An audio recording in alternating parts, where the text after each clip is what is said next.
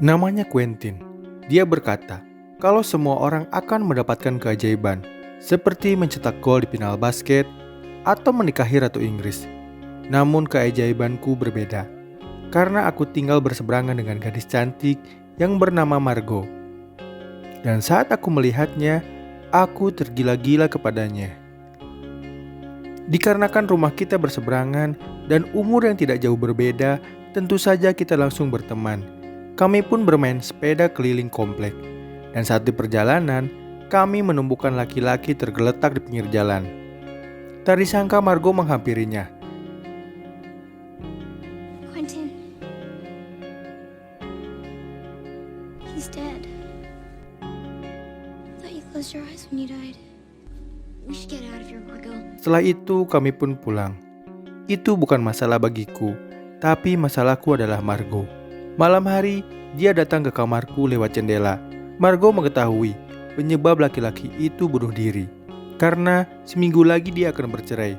Margot pun mengetahui kalau istrinya adalah seorang pegawai SeaWorld. Kemudian, Margot mengajakku untuk menemuinya. Di situ aku menolak, karena tidak ingin terlibat masalah. Sebelum pergi, Margot bilang, ini menyedihkan, karena mimpi orang yang tadi bunuh diri itu hancur. Setelah itu Margot pergi. Margot sangat terobsesi dengan misteri. Dia selalu ingin menjadi bagian dari misteri. Banyak yang berubah setelah bertahun-tahun lamanya. Sayangnya kini aku dan Margot tidak saling bicara. Tapi aku tidak pernah berhenti memikirkannya. Dan tentu saja aku selalu berharap untuk mendapatkan kesempatan itu. Dan hampir semua orang tahu kalau Margot adalah spesial. Kehidupan Margot telah menjadi petualangan yang epik dan sulit dipercaya, seperti selama 3 minggu keliling kota bersama sirkus, atau ketika memanipulasi milioner.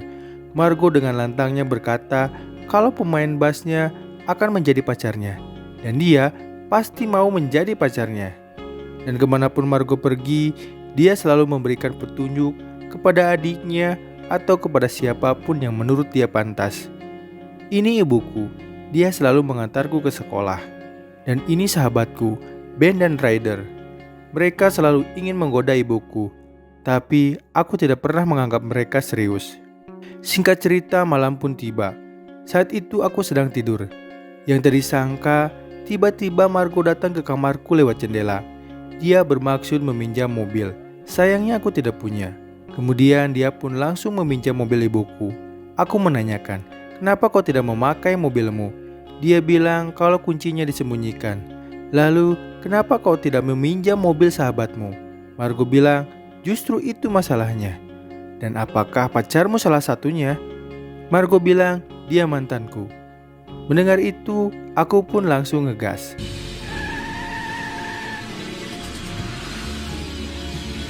Tentu saja ini adalah sebuah harapan. Harapan kembali menjadi dekat. Kami punya tujuan. Namun sebelumnya, kami harus membeli perlengkapan untuk sesuatu yang kita akan tahu nanti. Di perjalanan aku pun menanyakan permasalahan itu. Margot bilang kalau pacarnya berselingkuh dengan sahabatnya sendiri. Tujuan Margot yaitu untuk mengerjai mereka. Akhirnya sampailah ke tujuan pertama. Ini adalah rumah Becca, sahabat Margot, dan itu adalah mobil Jess, mantan Margot. Sebelum beraksi, Margot mengunci setir mobil Jess. Setelah itu, kami bersembunyi. Tak lama Margot menelepon orang tua Becca dan mengatakan kalau anaknya sedang bercinta di basement. Dan tiba-tiba Jess keluar dengan terburu-buru dengan keadaan telanjang. Di sana aku pun mengabadikan momen itu, dan aku berhasil memoto Jess saat telanjang. Margot bilang ini menyenangkan, tapi di sana aku khawatir kalau Jess akan menghajarku besok. Namun Margot bilang itu tidak mungkin, karena aku mempunyai foto dia saat telanjang. Kemudian kami masuk ke kamar Becca, membuang ikan, menyimpan note, dan menulis dinding dengan inisial nama Margot. Tiba-tiba ayahnya Becca datang. Kami pun kabur. Di perjalanan, Margot bilang kalau ini salah.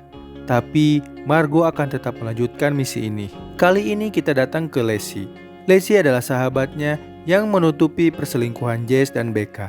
Margot langsung membungkus mobil Lacey. Setelah itu menawariku untuk mencoret mobil itu. Awalnya aku menolak, karena Margot terus membujuk Akhirnya aku pun melakukannya. Tentu saja kami puas melakukannya. Sebelum pergi, Margo tentu saja menyimpan not. Tujuan selanjutnya adalah rumah Chuck, sahabat Jess. Margo bilang kalau Chuck pernah menyuruh seluruh wanita di sekolah untuk tidak berdansa dengan Quentin, termasuk Margo. Aku pun akhirnya memberanikan diri untuk mengolesi cairan untuk mencukur alis si Chuck. Margo kemudian menyimpan not, mengolesi gagang pintu, dan kemudian mengeksekusi Chuck. Seketika Chuck bangun dan berusaha mengejar kami tentunya. Namun tidak berhasil. Aku tidak menyangka bisa melakukan ini dengan Margo. Setelah bertahun-tahun kita tidak saling bicara. Tentu saja aku sangat senang membantunya. Setelah itu Margo mengajakku ke sebuah gedung untuk merayakannya. Dan kami pun berdansa. Ini benar-benar terjadi. Aku tidak percaya. Dan jantungku berdetak kencang. Aku sangat bahagia dengan ini. Hanya saja aku tidak berani menciumnya. Akhirnya kami sampai rumah. Hey Margo.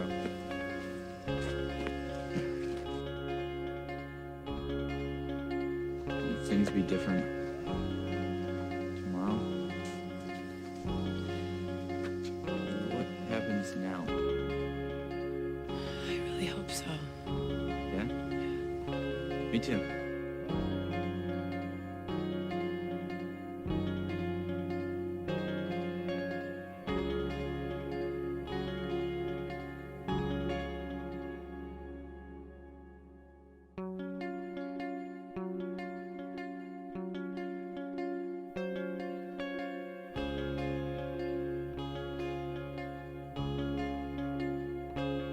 Keesokan harinya saat di sekolah, tiba-tiba Jess datang menyerangku. Aku pun langsung menunjukkan foto saat kejadian semalam. Dengan penuh kesal, Jess pun pergi. Ben dan Ryder seolah tidak percaya dengan kejadian itu. Aku baru sadar kalau Margo tidak pernah terlihat.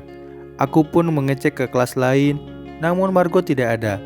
Semenjak kejadian itu, aku tidak pernah melihatnya lagi.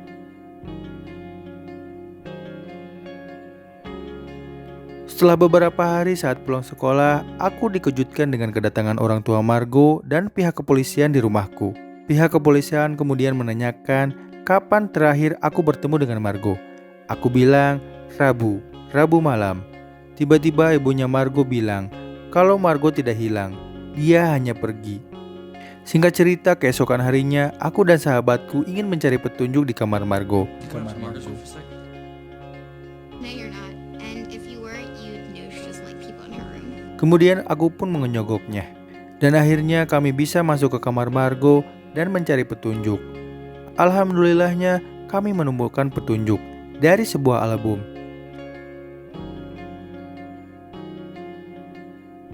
Setelah itu pada malam harinya aku terus mencari petunjuk dari buku yang diambil dari kamar Margo. Aku menemukan kembali petunjuk, namun masih belum tahu maksudnya apa. Keesokan harinya, Lacey datang menghampiri kami dan menanyakan Margo. Kami pun seolah-olah tidak tahu menau. Dan kami pun pergi begitu saja. Sepulang sekolah, aku pergi ke rumah Margo lagi. Tentu saja sudah membawa uang sogokan. Dengan petunjuk semalam, aku langsung membuka pintu di mana itu adalah petunjuk dari buku Margo. Namun hasilnya nihil. Aku pun pulang. Aku masih berpikir keras tentang petunjuk itu. Dan yang tadi sangka, petunjuk itu ternyata ada di pintu kamarku yang berisi sebuah alamat. Setelah itu aku langsung menelepon sahabatku dan mengajak mereka pergi ke alamat yang menjadi tunjuk dari Margo. Let's go find Margo.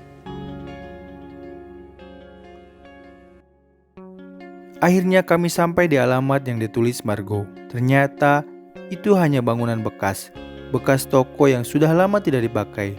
Dan sepertinya kami menemukan kembali petunjuk dari Margo. Kali ini aku datang sendiri, tidak bersama sahabatku. Saking capeknya aku ketiduran. Tiba-tiba Margo datang dan menghampiriku.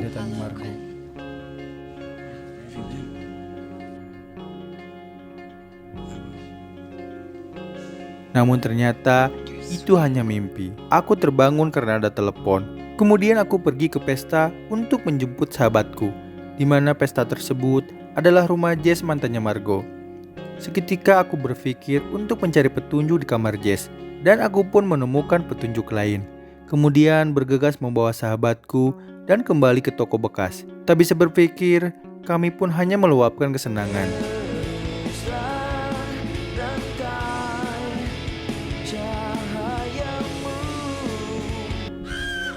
Dan yang tak disangka, ternyata mereka diikuti Lesi. Tidak banyak basa-basi, mereka pun kemudian mencari petunjuk lain. Dan akhirnya, aku menemukan petunjuk dari sebuah maps. Maps itu seolah menunjukkan di mana Margo sekarang. Dan akhirnya, kami memutuskan untuk pergi ke tempat yang menjadi petunjuk terakhir dari Margo. Ben pun terlihat mengajak pacarnya, dan perjalanan pun dimulai. Dirasa akan memakan waktu yang cukup lama, kami pun mengisi bensin dan membeli apa-apa yang dibutuhkan di perjalanan.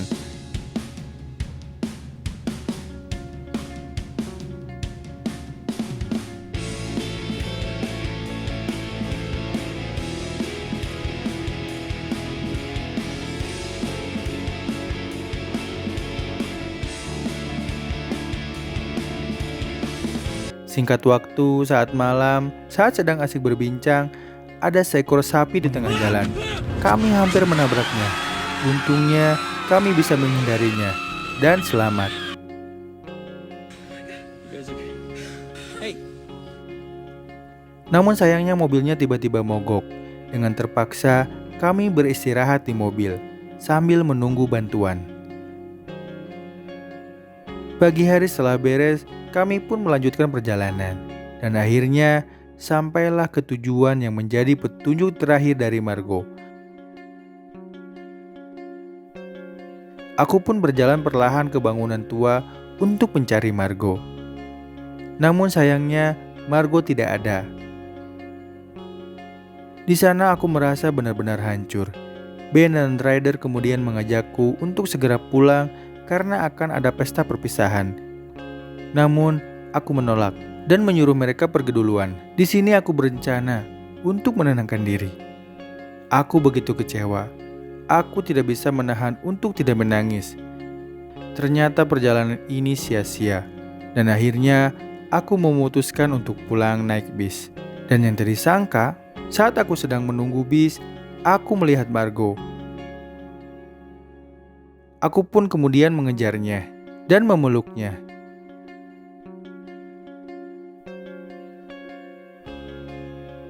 Namun di situ Margo tampak bingung karena aku berada di sana. Tentu saja aku mengatakan kalau aku mengikuti petunjuk dari Margo. Kemudian Margo bilang kalau dia selalu memberikan petunjuk. Aku pun bingung. Namun di sisi lain, aku tidak ingin menyia-nyiakan momen ini. Aku bilang kalau aku mencintai Margo dari pertama melihat Margo. Namun Margo bilang ini bukan cinta. Bahkan Quentin tidak mengenal Margo. Margo bilang dia pun tidak mengenal dirinya sendiri. Makanya dia pergi dari rumah. Mendengar semua itu, aku memutuskan pulang dan meninggalkan Margo. Ternyata tidak ada cinta dari Margo. Dan hal yang terpenting dari kejadian ini, aku harus benar-benar menyadarinya. Dan apapun berita tentang Margo, aku akan mengabaikannya. Maafkan aku karena ku tak bisa